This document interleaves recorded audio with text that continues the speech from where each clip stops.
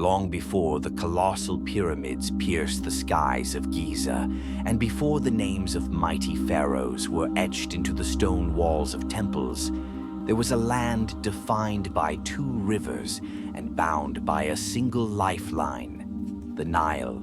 It was along this fertile artery that early human settlements began to take root, forming one of the most enduring civilizations in human history, ancient Egypt.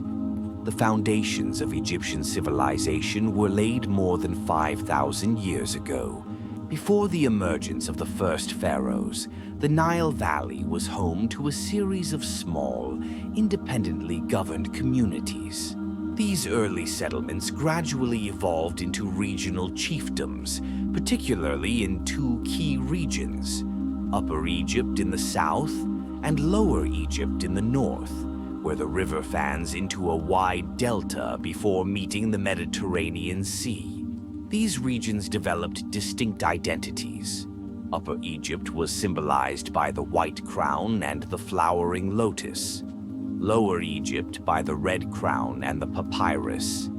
Each had its own deities, burial customs, and rulers. Yet, by around 3100 BCE, a monumental shift occurred. The two lands were unified under a single ruler, a king named Narmer, also known in some traditions as Menes. Narmer's unification of the two lands marked the beginning of dynastic Egypt and is considered the starting point of the first dynasty. His legacy is immortalized on the Narmer palette, a ceremonial artifact carved in stone, depicting the king wearing both crowns, a symbolic act representing dominion over Upper and Lower Egypt. This political consolidation set the stage for centralized administration, state-sponsored religious practices, and monumental architecture. With unification came the concept of divine kingship. The king was no longer just a military leader or a local chieftain. He was regarded as a living god, the earthly embodiment of Horus, the falcon-headed sky deity. Upon death, the king was believed to become Osiris, lord of the underworld, and his successor, the new Horus. This ideology created a cyclical theology that not only reinforced the continuity of rule, but embedded religious legitimacy into every aspect of governance. Early dynastic rulers established their capital in the city of Thinis, near Abydos, and later in Memphis, strategically located near the boundary between the two lands. From these political centers, the pharaohs oversaw the development of a highly organized society. Central to this control was the administration of agricultural production, particularly the harnessing of the Nile's annual inundation, which deposited rich silt on the farmlands. These flood patterns were predictable, and managing them required coordinated labor and a bureaucratic system to record and distribute resources. One of the key innovations of this period was the development of writing. The Egyptians began using hieroglyphic script, a complex system of pictorial symbols, for religious and administrative purposes. Initially appearing on ceremonial objects and labels, hieroglyphs soon adorned tombs, monuments, and official records. This allowed for the recording of royal achievements, the codification of religious beliefs, and the management of state affairs. Tombs of the early dynastic period were primarily mastabas, flat-roofed rectangular structures made of mud brick, built above underground burial chambers. These tombs housed not only the deceased king, but also a range of grave goods intended to serve him in the afterlife. The practice of including servants and even live retinues to accompany the dead pharaoh began to emerge, a custom that reflected the absolute nature of royal authority and the belief in a fully equipped life beyond death. The state religion began to coalesce during this period as well. Temples were modest in scale, but already served as centers of worship and ritual. Gods like Ptah, Ra, Anubis, and Hathor took on defined roles, and myths concerning creation, kingship, and the afterlife began to form the backbone of Egyptian theology. The king, standing at the intersection of the divine and mortal realms, was central to maintaining Ma'at, the cosmic order, balance, and justice. The first and second dynasties, spanning roughly from 3100 to 2686 BCE, laid the institutional groundwork for what would later become the Old Kingdom. Administrative structures were established, religious doctrine codified, and royal iconography standardized. The power of the monarchy increased, and the ideology of the pharaoh as a divine figure became deeply embedded in the cultural fabric of Egypt. By the end of the Second Dynasty, Egypt was firmly established as a centralized state with a powerful monarchy, a bureaucratic apparatus, and a unified cultural identity. The pharaohs had moved beyond mere kingship to embody the divine will on earth. They ruled not by force alone, but by divine mandate, cultural unity, and institutional sophistication. What began as the unification of two regions evolved into a grand civilization that would endure for 3,000 years. The concept of the pharaoh, born in this early period, would be continuously reinterpreted and revered throughout Egypt's dynastic history. As the early dynasties gave way to the Old Kingdom, a new vision would take shape, one that reached toward the heavens, carved in limestone and granite. With the arrival of the Third Dynasty and a ruler named Djoser, Egypt stood on the threshold of an unprecedented architectural and ideological transformation, the age of the pyramids.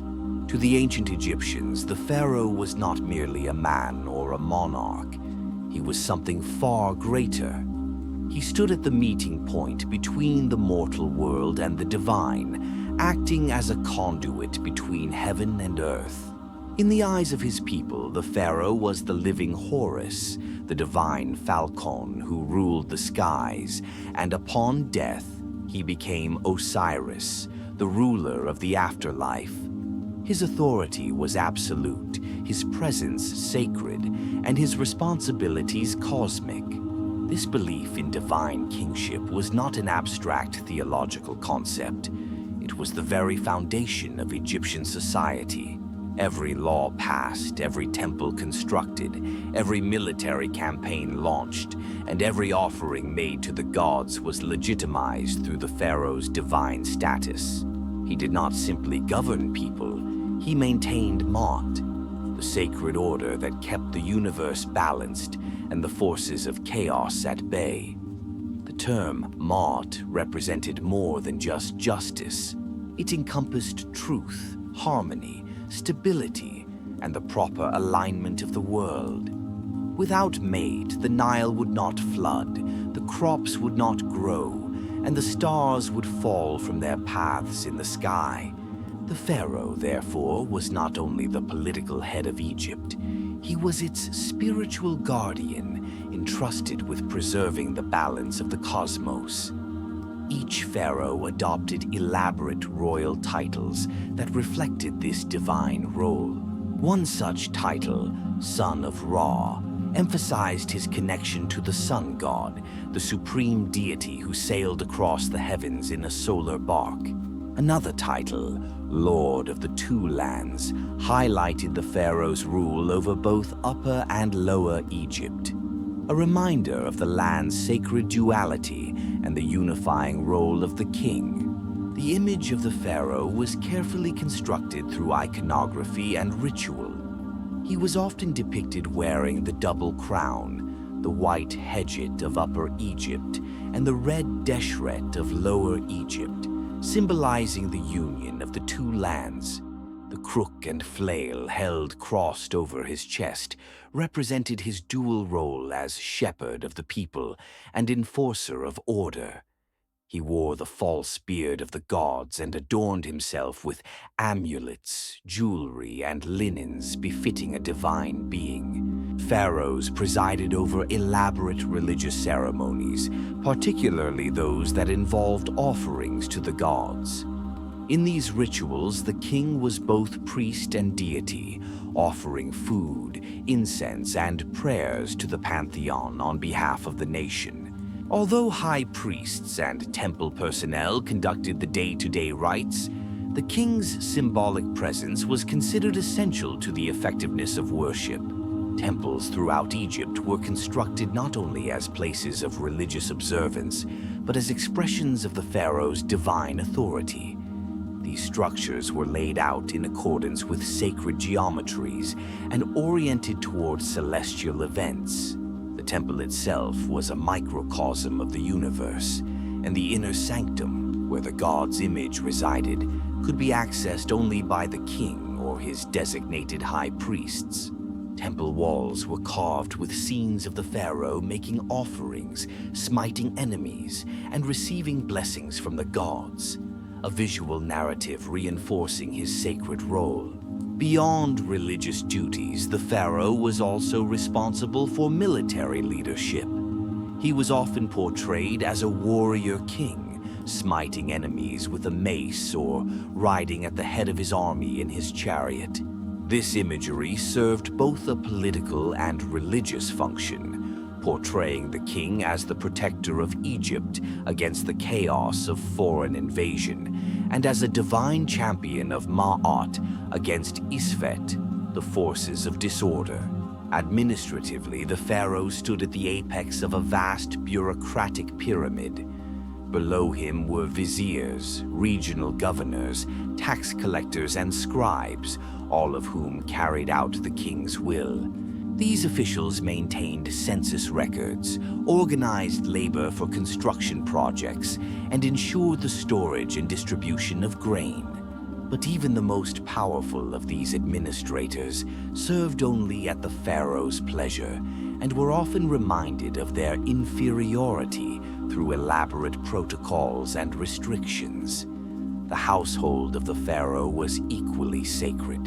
The royal family was enshrined within divine myth. Queens were often linked to goddesses like Hathor or Isis, and royal offspring were raised not merely as heirs, but as semi-divine beings in their own right. The construction of royal tombs, mortuary temples, and the careful preservation of the king's body through mummification were all testaments to the belief that the pharaoh's divine essence endured beyond death. In diplomacy, too, the pharaoh's divine status held sway. Letters between Egypt and foreign courts during the New Kingdom era addressed the pharaoh as "my brother, the sun," and offered tribute in acknowledgement of his superior divine standing. Gifts of gold, lapis lazuli, and exotic animals were common, reinforcing the image of Egypt as a land favored by the gods and ruled by a semi-divine monarch. However, divine kingship also carried immense responsibility. A failed harvest, a military defeat, or a plague could be interpreted as signs that the pharaoh had failed in his sacred duty. In such cases, the people might grow restless, priests might withdraw their support, and rival factions could arise. The divine status of the pharaoh was not invulnerable. It had to be reaffirmed through ritual, prosperity, and political stability. Over time, the concept of kingship evolved. Some pharaohs leaned into their divine status with renewed zeal, commissioning colossal temples and declaring themselves living gods on earth. Others emphasized their role as caretakers of the people, adopting more humble titles and focusing on internal reform. Yet, in all cases, the pharaoh remained the center of the Egyptian worldview, the still point around which the machinery of state, religion, and society revolved. This intertwining of political power and religious devotion created a system that endured for millennia. Even as dynasties fell and foreign rulers ascended the throne, The image of the pharaoh as a god on earth persisted, enshrined in stone, in myth, and in the collective memory of a civilization that believed, above all else, in the sacred balance of life and eternity. The Old Kingdom of ancient Egypt, often referred to by historians as the Age of the Pyramids, spans roughly from 2686 to 2181 BCE. It was during this era that some of the most iconic and enduring symbols of Egyptian civilization were constructed: the pyramids. Rising from the desert like man-made mountains, these colossal structures were more than just tombs. They were statements of divine power, technological innovation, and eternal ambition. The tradition of pyramid building began with a single revolutionary idea. Under the rule of Djoser, the first king of the Third Dynasty, a new form of royal tomb was conceived. Moving beyond the flat, rectangular mastabas of earlier times, Djoser's architect Imhotep envisioned a structure that would reach toward the heavens. The result was the step pyramid at Saqqara, the earliest large-scale stone construction in human history. Imhotep, who would later be deified as a god of wisdom and healing, designed the step pyramid as a series of stacked mastabas, creating a six-tiered monument that stood over 60 meters tall. Surrounding the pyramid was a complex of temples, courtyards, and ceremonial buildings, enclosed within a massive stone wall. This architectural innovation marked a turning point in Egyptian funerary design and laid the foundation for the grand monuments that followed.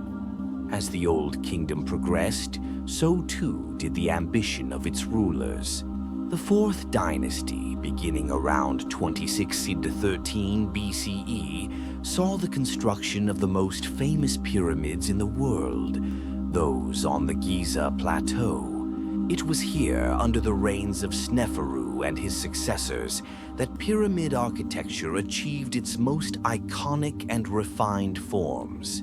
Sneferu, the founder of the Fourth Dynasty, built at least 3 pyramids during his lifetime. His first attempt, the Meidum Pyramid, began as a step structure but was later converted into a true pyramid shape. Unfortunately, the outer casing collapsed, likely due to architectural miscalculations. Undeterred, Sneferu constructed the bent pyramid at Dashur, notable for its change in angle midway up, a reflection of adjustments made during construction. His final project, the Red Pyramid, also at Dashur, became the first successfully completed smooth-sided pyramid, standing as a clear precursor to the Giza monuments. It was Sneferu's son, Khufu, who commissioned the Great Pyramid of Giza, a structure that would astonish the world for millennia. Originally rising to a height of approximately 146 meters, it remained the tallest man-made structure on Earth for over 3,800 years.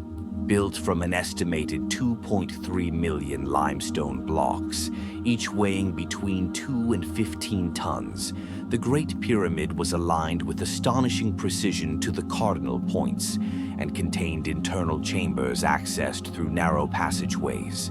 Despite centuries of speculation, many details of the pyramid's construction remain a topic of research and debate. However, most modern scholars agree that the workforce consisted primarily of well-fed, skilled laborers working in rotating teams under the supervision of engineers and scribes. These were not slaves in the traditional sense, but rather seasonal workers, often drawn from agricultural populations during the Nile's annual flood, when fields could not be cultivated. Adjacent to the Great Pyramid were smaller pyramids for queens, temples for ritual practices, and vast cemeteries for nobles and officials. The Sphinx, a colossal limestone statue with the body of a lion and the face of a man, likely representing Khafra, Khufu's successor. was carved nearby as a guardian of the plateau. Together, the monuments of Giza formed an immense sacred landscape, designed to ensure the king's safe passage to the afterlife and his eternal union with the gods. The pyramids were not isolated structures. They were integrated into a broader funerary and religious system. Each pyramid complex included a valley temple where the king's body would be prepared, a causeway connecting it to the pyramid's mortuary temple, and the pyramid itself. Daily rituals were performed in these temples long after the king's death, maintaining his presence in the world and reinforcing the divine nature of kingship. Inscriptions and reliefs found in later pyramids, particularly from the 5th and 6th dynasties, reveal more about Egyptian beliefs concerning death and the afterlife. Known as the pyramid texts, these writings include hymns, prayers, and spells intended to protect the pharaoh's soul and guide him through the underworld. These texts are among the oldest religious writings in the world and provide a window into the deeply spiritual mindset of the time. As the Old Kingdom waned, pyramid construction became more modest. The centralized power of the pharaohs began to weaken, and resources were increasingly strained. Yet the legacy of the Pyramid Age endured. These structures not only immortalized the kings who built them, but also encoded in stone the cosmology, ambition, and technical mastery of an entire civilization. Today, the pyramids remain as they have for over 4,000 years, weathered by time, stripped of their polished casings, but still standing. They continue to inspire wonder, curiosity, and admiration. They are not just remnants of the past. They are testaments to humanity's ability to dream on a monumental scale. In the chapters ahead, we will turn our gaze to those who lived and labored in the shadows of these pyramids. The administrators, priests, artisans, and common workers whose lives were inextricably linked to the grand vision of the divine kings they served. For while the pyramids celebrate the pharaohs, the world around them was built by many hands.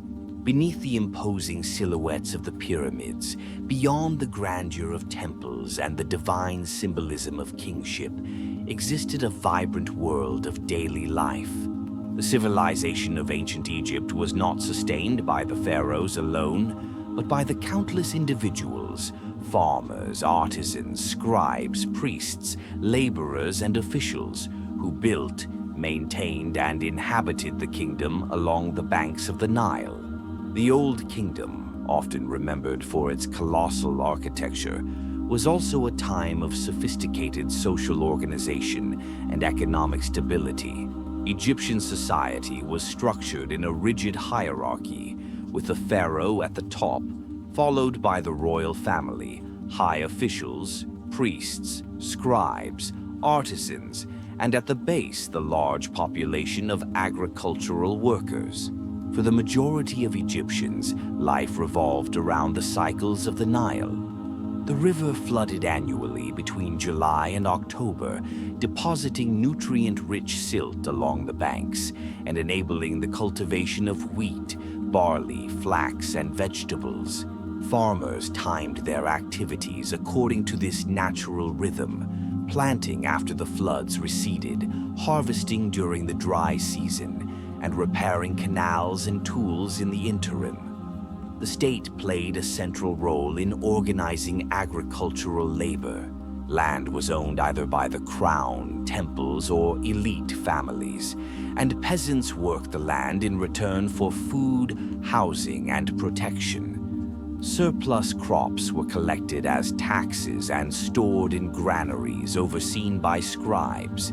These reserves helped feed the population and fund state projects, including the construction of pyramids and temples. Contrary to earlier assumptions, the massive workforce that built the pyramids was not composed of slaves in the traditional sense. Excavations near the Giza plateau have revealed well-planned workers' villages, complete with dormitories, bakeries, breweries, and medical facilities. These laborers were organized into teams and likely served in shifts. They received wages in the form of bread, beer, onions, and fish, staples of the Egyptian diet.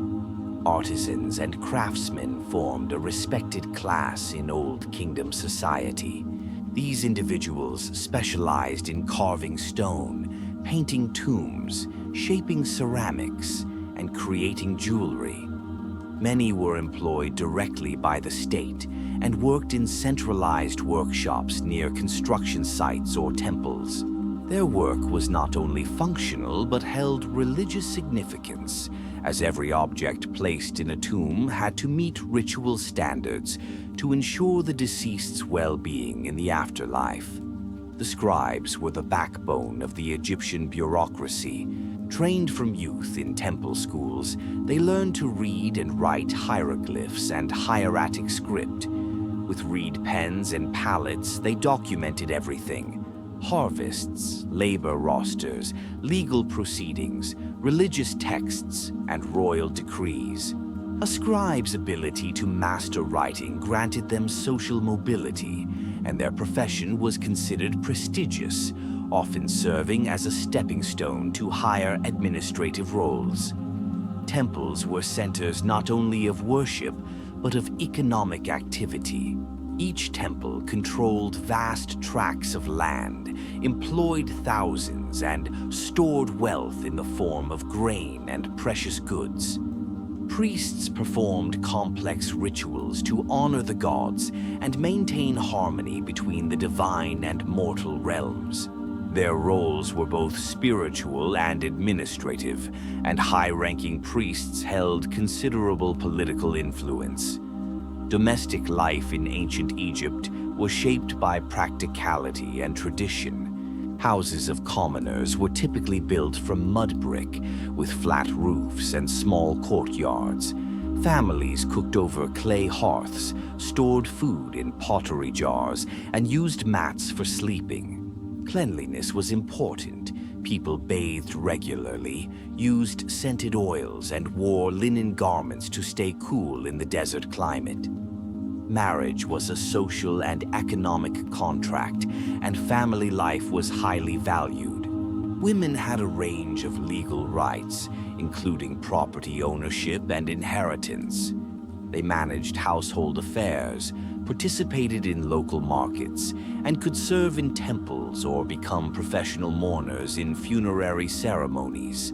While men dominated official roles, the contribution of women to both family and society was recognized. Religion permeated every aspect of daily life.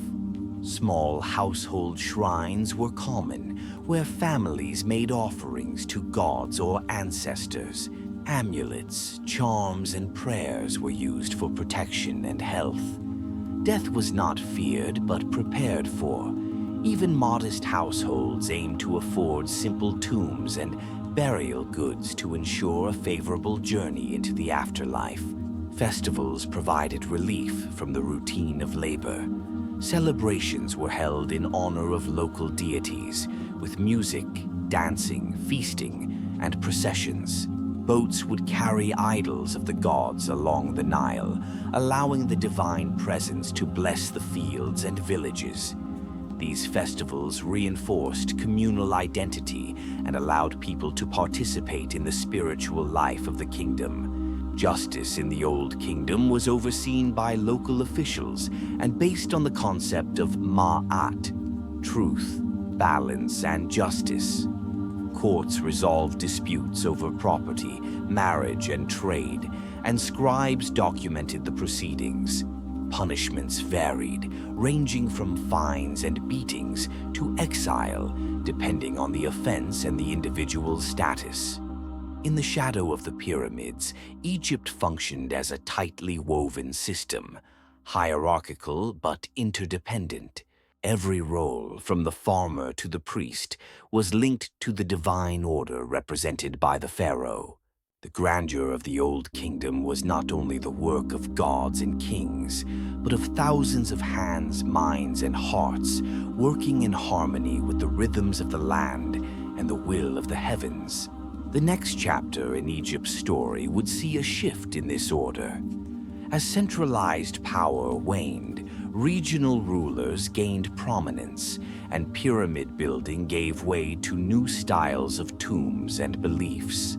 The Middle Kingdom would emerge, marked by political reunification, artistic refinement, and an evolving view of kingship, one that reflected a more personal and accessible relationship between the ruler, the gods, and the people. As the grandeur of the Old Kingdom faded, so too did the centralized authority of the pharaohs. Around 2181 BCE, Egypt entered a period of political fragmentation known as the First Intermediate Period. Regional governors, or nomarchs, assumed increasing power, while the monarchy lost control over distant provinces. Economic hardship, climate fluctuations, and social unrest all contributed to a weakened state, and the great projects of the past, the massive pyramids and centralized temples, gave way to a more localized and pragmatic approach to governance and religion. It was not until around 2055 BCE that stability was restored. Mentuhotep II, ruler of Thebes in southern Egypt, succeeded in reunifying the country and founded the 11th dynasty, marking the beginning of the Middle Kingdom. Under his leadership and that of his successors, Egypt reasserted its unity, rebuilt its administrative institutions, and entered a new era of cultural, artistic, and religious transformation. One of the most defining features of the Middle Kingdom was the shift in how power was expressed. Unlike the colossal monuments of the Old Kingdom, the rulers of this period opted for subtler displays of authority. Monumental construction continued, but it was more restrained and focused.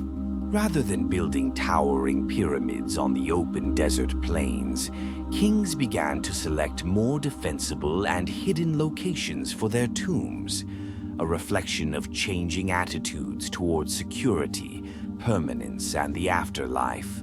At Deir el-Bahari, nestled in the cliffs on the west bank of the Nile near Thebes, Mentuhotep II built a mortuary complex that combined traditional and innovative elements.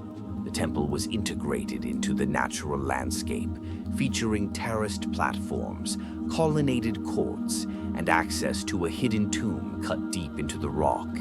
This approach marked a departure from the exposed structures of Giza and Saqqara and signaled the beginning of a trend toward rock-cut tombs and valley burials. This architectural evolution coincided with a philosophical shift. In the Old Kingdom, the afterlife was seen as the privilege of the king and a select elite. In the Middle Kingdom, access to the afterlife became more democratized. Texts once reserved for royalty, such as the pyramid texts, were now adapted into the coffin texts, inscribed on the interiors of wooden coffins for commoners and officials. These spells and prayers offered protection, guidance, and resurrection for a broader segment of the population. The idea of Maat remained central, but the king's role was increasingly portrayed as that of a just and moral ruler, a shepherd of the people rather than a distant god. Royal propaganda emphasized compassion, fairness, and the ruler's concern for the welfare of his subjects. Statues of Middle Kingdom pharaohs often depict them with serious, introspective expressions, a departure from the idealized youthfulness of earlier images, suggesting a deeper awareness of the burdens of kingship. Administratively, the Middle Kingdom saw the refinement of the bureaucracy. Viziers, treasurers, and high officials oversaw a complex state apparatus that regulated trade, irrigation, taxation, and temple affairs. Communication between central and local governments improved, and royal decrees were dispatched to distant provinces with increasing efficiency. Trade flourished. Egypt established strong connections with neighboring regions, importing cedar from Lebanon, copper and turquoise from the Sinai Peninsula, lapis lazuli from Afghanistan, and incense from Punt, a region believed to be located in the Horn of Africa. Expeditions to these regions were organized and led by royal officials, and detailed records of these journeys have been preserved in tomb inscriptions and papyri. Culturally, the Middle Kingdom produced some of Egypt's most enduring literature. Stories such as The Tale of the Shipwrecked Sailor, The Story of Sinuhe, and instructional texts like The Teaching of Amenemhat reflect a growing interest in personal ethics, loyalty, destiny, and the complexities of human emotion. These works were copied by scribes for centuries and remain some of the finest examples of ancient Egyptian narrative and philosophical writing. Burial practices during the Middle Kingdom became increasingly elaborate. Nobles constructed finely decorated rock-cut tombs in areas like Beni Hassan, featuring painted scenes of daily life, agriculture, hunting, and domestic rituals. These images offer invaluable insight into the concerns and values of the time, not just divine worship, but also family, labor, and personal achievement.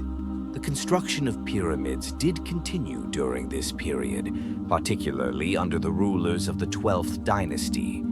However, these pyramids were smaller, often constructed with mud brick cores and encased in limestone. Many have not survived intact, but their associated mortuary temples and subterranean chambers reveal sophisticated design and extensive use of hieroglyphic inscriptions. The 12th dynasty is often regarded as the pinnacle of the Middle Kingdom. Under kings such as Senusret III, Senusret III, and Amenemhat III, Egypt achieved a level of stability and prosperity comparable to that of the Old Kingdom. Massive irrigation projects were undertaken in the Fayum region to expand agriculture. Fortresses were built along the southern frontier to control trade and repel incursions from Nubia. Mining expeditions in the eastern deserts provided vital resources for the state. Yet even as the Middle Kingdom prospered, it was not immune to decline. Toward the end of the 13th dynasty, central authority weakened again. A succession of short-reigning kings and regional rulers diluted royal power, and foreign populations, particularly the Hyksos, began to settle in the Nile Delta, setting the stage for another period of fragmentation. Still, the Middle Kingdom left a lasting legacy. It reshaped the ideology of kingship, broadened the accessibility of religious belief, and advanced the sophistication of Egypt's artistic, administrative, and literary traditions. The hidden tombs and modest pyramids of this era may not have the towering presence of Giza, but they speak to a deeper introspection, a vision of leadership grounded in duty, a belief in a more inclusive afterlife, and a civilization constantly adapting to the challenges of time and change. In the chapters to come, we will enter one of the most dynamic and cosmopolitan eras of ancient Egypt, the New Kingdom. Here, the pharaohs would reassert themselves with unprecedented ambition, expanding Egypt's influence across borders, engaging in grand building projects, and reshaping the religious and political landscape in ways that would echo for centuries. Following the political fragmentation and foreign rule that marked the Second Intermediate Period, Egypt once again rose to prominence with the emergence of the New Kingdom around 1550 BCE. This era, spanning the 18th to 20th dynasties, represented the zenith of ancient Egyptian power, wealth, and cultural expression. It was a time when pharaohs ruled as military conquerors, divine patrons, and ambitious builders, a period marked by dazzling temples, radical reforms, and iconic rulers whose names still resonate today.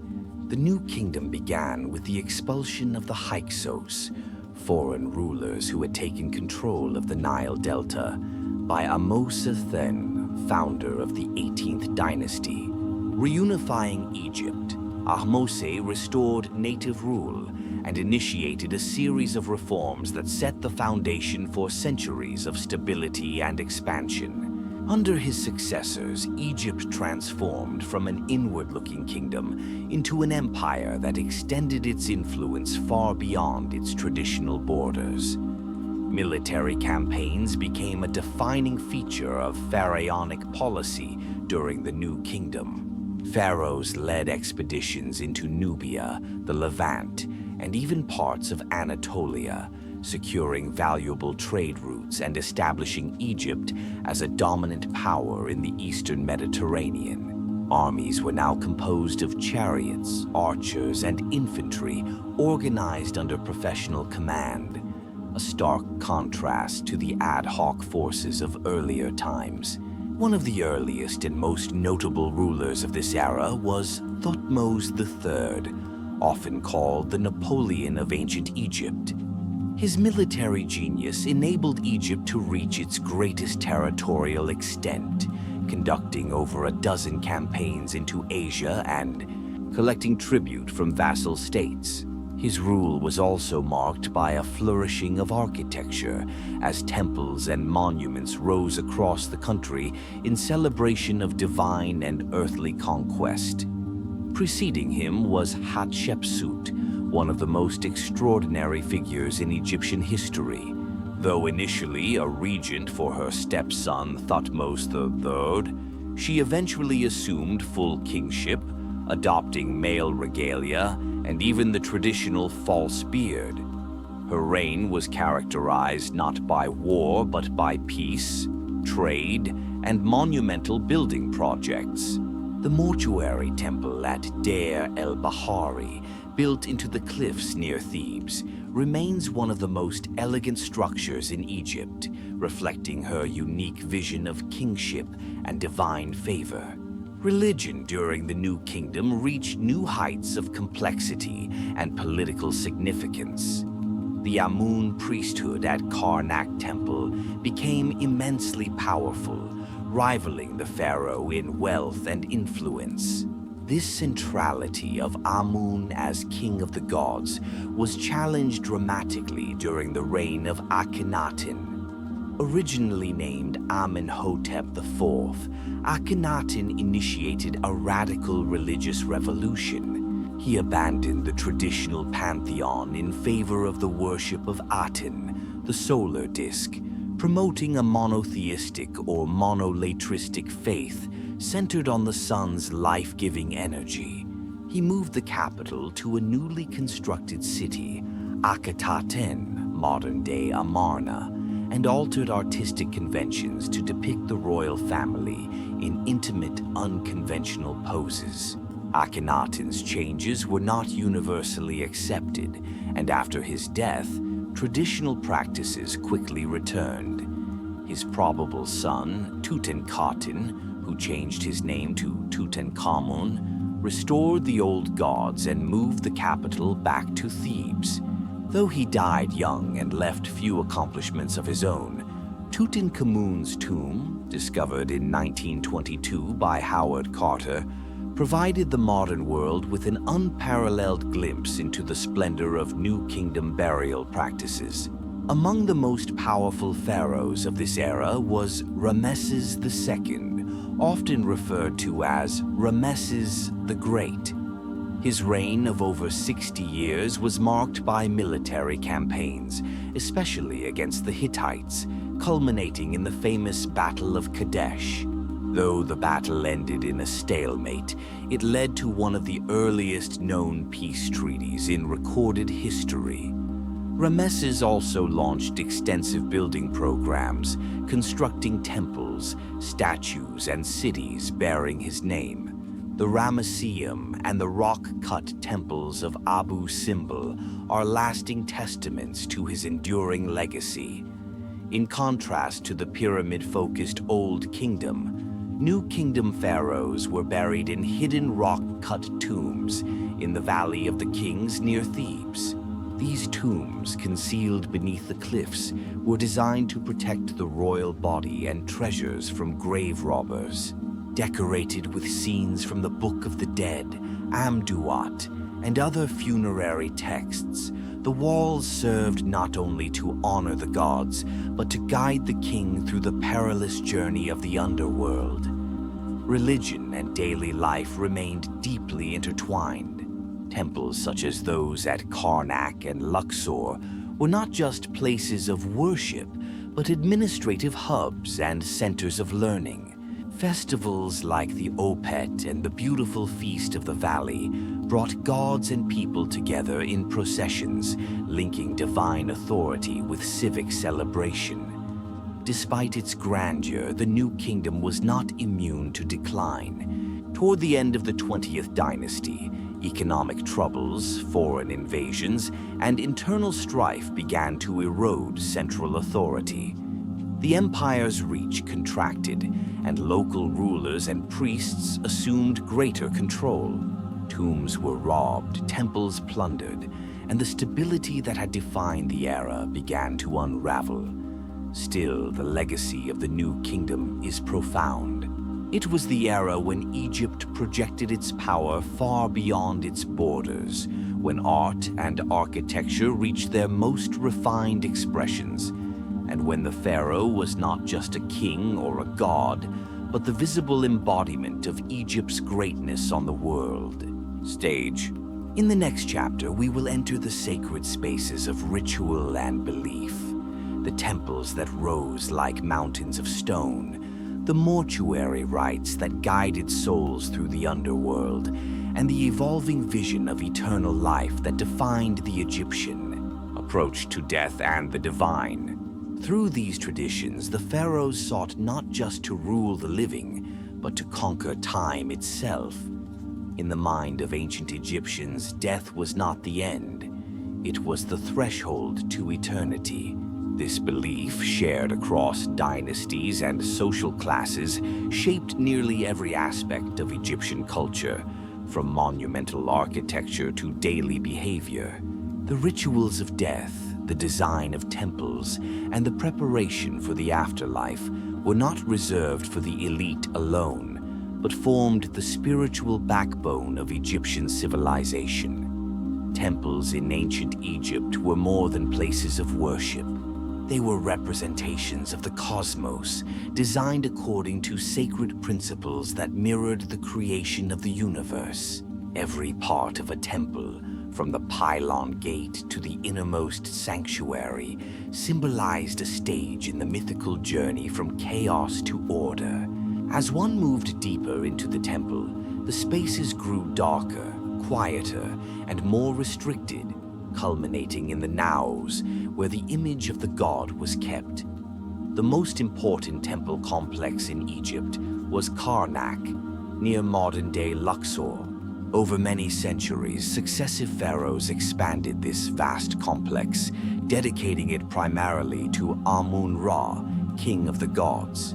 The great hypostyle hall, with its forest of towering columns, remains one of the most awe-inspiring architectural achievements of the ancient world. Processions, offerings, festivals, and state rituals all took place within its sacred precincts. Rituals performed in temples were essential for maintaining Maat, the cosmic order. Priests acting on behalf of the pharaoh and the people performed daily rites that included washing, anointing, dressing, and feeding the statue of the deity. Incense was burned, hymns were recited, and offerings were presented with precise gestures. These acts were not symbolic. They were believed to sustain the gods and ensure the stability of the universe. Priests lived according to strict rules. They bathed several times a day, shaved their bodies, wore linen garments, and abstained from certain foods and behaviors. High priests, particularly of major temples like Karnak, wielded significant political power, overseeing temple lands, treasuries, and labor forces. Some temples functioned almost as independent economic entities, with their own bureaucracies and military support. The rituals surrounding death were no less structured. Central to Egyptian funerary beliefs was the idea that the soul, composed of various parts such as the Ka, Ba, and Ak, needed proper preparation to journey into the afterlife. The Ka represented the vital essence and required sustenance. The Ba was the personality or soul that could move between the worlds of the living and the dead. The Ak was the transfigured spirit that lived among the gods.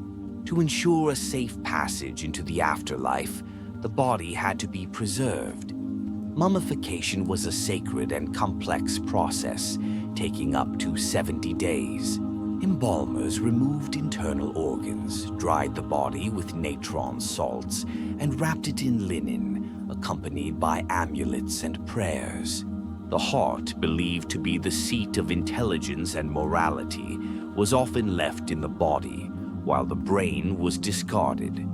A detail that speaks volumes about Egyptian values.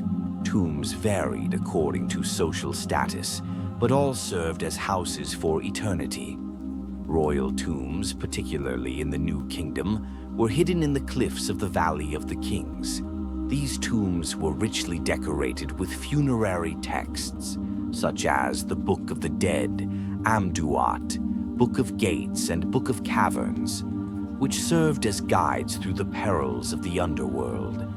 These texts were not meant for display, but for function. They armed the deceased with the knowledge and spells needed to overcome demons, gates, and judgment. The journey through the afterlife culminated in the Hall of Two Truths, where the heart of the deceased was weighed against the feather of Maat.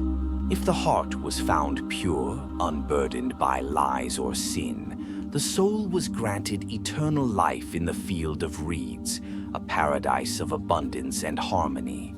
If the heart was heavy with guilt, it was devoured by Ammit, the soul destroyer, and the individual ceased to exist. To support the deceased, tombs were filled with grave goods, food, furniture, weapons, jewelry, and shabtis, small figurines that would serve as laborers in the afterlife. Walls depicted scenes of offerings, agriculture, banquets, and ceremonies, ensuring that life continued beyond death in idealized form. Even commoners aspired to a modest version of these preparations, often commissioning coffins with inscriptions and seeking to be buried near sacred places. One of the most significant elements of the afterlife belief system was the opening of the mouth ceremony. Performed on the deceased or on their statue, this ritual symbolically restored the senses and faculties of the individual, allowing them to see, speak, breathe, and eat in the next world. The ritual was conducted by priests using ceremonial tools and reciting sacred texts, and it could be dramatized with masks, music, and processions. Mortuary temples, separate from burial tombs, served as places where the memory of the deceased pharaoh was honored through offerings and festivals. These temples maintained the cult of the dead king, ensuring his presence remained active in the world. Over time, some pharaohs became fully deified, worshipped by the population, and invoked for protection and blessings. Public festivals connected the living and the dead. During the beautiful Feast of the Valley, for example, people visited the tombs of their ancestors, offering food and flowers, and celebrating the cycle of life and death. Other festivals, like the Opet festival in Thebes, involved transporting statues of gods from Karnak to Luxor in great river processions, reinforcing the divine connection between ruler, god, and people. Through these temples and rituals, the ancient Egyptians sought not only to preserve memory, but to transcend mortality. The architecture of stone, the words carved in hieroglyphs, the bodies carefully wrapped and laid to rest, all were expressions of the belief that death could be conquered, that harmony could be maintained, and that the pharaoh, as guardian of both worlds, could ensure eternity for himself and his people. In the final chapter of our journey, we will witness the gradual decline of this divine order. Foreign invasions, internal divisions, and shifting faith would challenge the ancient ideals. And yet, even in decline, the world of the pharaohs left echoes that would endure through time, buried beneath the sands, waiting to be uncovered. For over 3,000 years, ancient Egypt stood as one of the most enduring civilizations in human history. A land ruled by divine kings, guided by cosmic order, and defined by its timeless monuments. But no empire, no matter how deeply rooted in ritual and stone, can resist the forces of change forever. The story of Egypt's decline is not a sudden collapse, but a gradual erosion of royal power, social stability, and religious unity unfolding across centuries. After the grandeur of the New Kingdom, Egypt entered a period of internal fragmentation and weakening authority. The 20th dynasty, which closed out the New Kingdom, saw the reign of Ramesses II, a ruler whose time was marked by political instability, economic distress, and growing regional autonomy. In Upper Egypt, the high priests of Amun at Thebes began to act as rulers in all but name, while in Lower Egypt, new dynasties emerged, each vying for control. This era, known as the Third Intermediate Period, c. 1069-664 BCE, was defined by a divided Egypt. Power shifted between competing centers, Tanis in the north, Thebes in the south, and occasionally foreign powers like the Libyans and Nubians, who established their own dynasties. Though some rulers attempted restoration, building temples, reviving rituals, and invoking the old glories of the pharaohs, the centralized divine kingship of earlier times could no longer be sustained. Despite political fragmentation, Egyptian culture and religious practice continued. Temples remained active, priests carried out ceremonies, and tombs were still prepared with care. But the scale diminished, and so did the resources. Royal tombs were no longer carved with the grandeur of the Valley of the Kings. Instead, smaller, more modest burials became the norm. Many of the royal tombs of the past were looted, not just by grave robbers, but by state-sponsored expeditions seeking to recycle gold and precious materials during times of crisis. The arrival of the Nubian 25th dynasty offered a brief period of revitalization. Kings like Pie and Taharqa ruled with a genuine reverence for Egyptian traditions. They restored temples, promoted the worship of Amun, and sought to present themselves as rightful heirs to the pharaonic legacy. However, their reigns were short-lived. Assyrian invasions from Mesopotamia pushed the Nubians out of Egypt and introduced a new era of foreign domination. The late period, 664-332 BCE, saw a succession of native and foreign rulers. The Saiti dynasty, based in Say in the western delta, attempted a cultural renaissance. These kings revived old artistic styles, re-established ties with traditional priesthoods, and engaged in foreign diplomacy and trade. But the foundations of imperial Egypt had been irrevocably altered. The pharaoh was no longer seen as the universal ruler of a stable, unified land, but as a regional monarch balancing internal factions and external threats. Persian invasions in the 6th and 5th centuries BCE marked another turning point. Cambyses II of the Achaemenid Empire conquered Egypt in 525 BCE, integrating it into a larger imperial system. Though Persian rulers adopted pharaonic titles and participated in Egyptian rituals, they were ultimately seen as outsiders. Brief periods of independence occurred, but by the 4th century BCE, Egypt once again fell under Persian control. Then came the conquest of Alexander the Great in 332 BCE. Welcomed by the Egyptians as a liberator, Alexander was crowned pharaoh at Memphis and honored traditional deities. After his death, Egypt passed into the hands of the Ptolemaic dynasty, Greek rulers who blended Hellenistic and Egyptian traditions.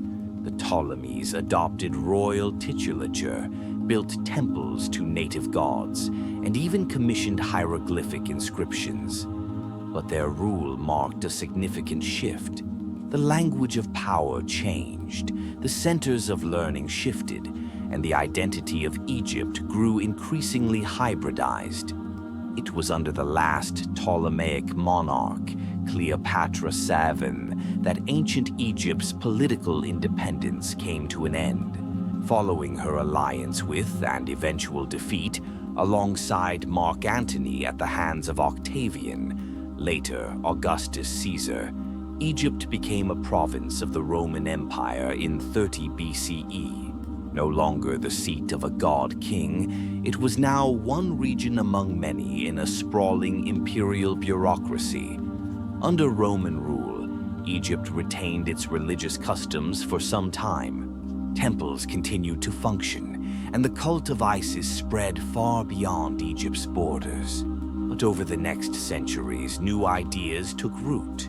Christianity arrived, temples were closed, hieroglyphic writing was forgotten, and the old rituals faded into memory. By the time the last hieroglyph was inscribed at Philae in the 4th century CE, the ancient Egyptian worldview, with its pharaohs, pyramids, and pantheon, had largely vanished. The sands of the desert covered the tombs. The names of kings were eroded from stone. The voices of priests fell silent. But the memory endured, rediscovered through centuries of exploration, decipherment, and excavation. The civilization of ancient Egypt continues to fascinate the modern world. From the Rosetta Stone to the treasures of Tutankhamun, from the pyramids of Giza to the carvings of Luxor, Egypt speaks to us across the millennia, a voice of eternity carved in stone. The pharaohs may have fallen, but their legacy survives. In museums and manuscripts, in temples and tombs, in myths and monuments, we find traces of their dreams. Dreams of eternal order, divine harmony, and life beyond death. And in every block of granite and every line of hieroglyph, the ancient Egyptians remind us of something timeless. That even against the passage of centuries, the human desire for meaning, memory, and immortality endures.